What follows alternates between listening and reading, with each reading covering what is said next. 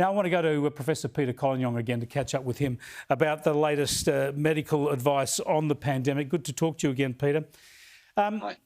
Look, we know the virus can mutate quickly and in all sorts of various ways. Well, it's got nothing on politics, right? Given what we've seen in New South Wales. That shouldn't matter when it comes to managing the pandemic, right? Each state's doing things slightly different. They have their plans in place. The people at the top of the tree shouldn't make too much difference at this stage, especially if they are following the medical advice.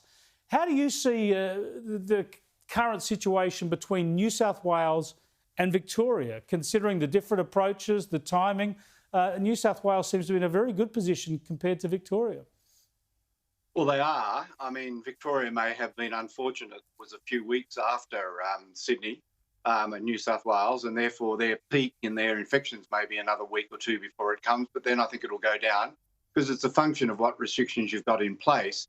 And then, most importantly, the amount of vaccination you've got.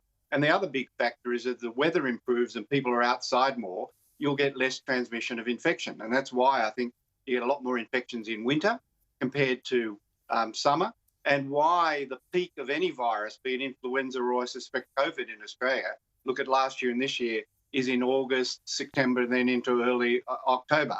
So we've got a few things going for us that will improve.